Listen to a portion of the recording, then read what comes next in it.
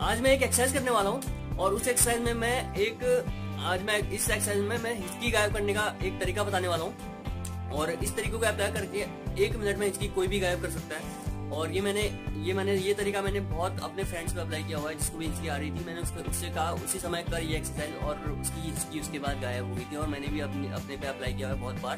तो इसको करने से हिचकी गायब, ठीक है।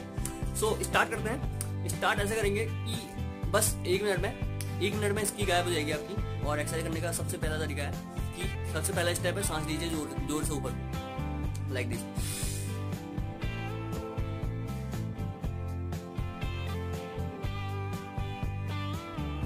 सांस ले ली, उसके बाद सांस को लेने के बाद नीचे को आते टाइम रोक दीजिए, ठीक है। रोक देना है ऐसे।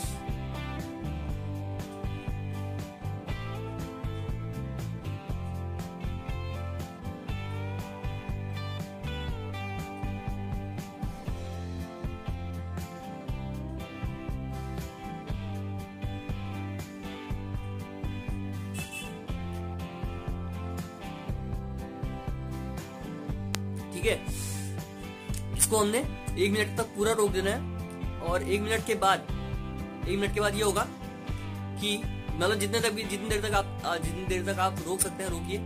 और उसको रोकने के बाद आपकी इसकी गायब डेफिनेटली 1 मिनट बाद आपकी जो सांस रुकी हुई सांस बाहर निकलने के बाद आपकी इसकी गायब।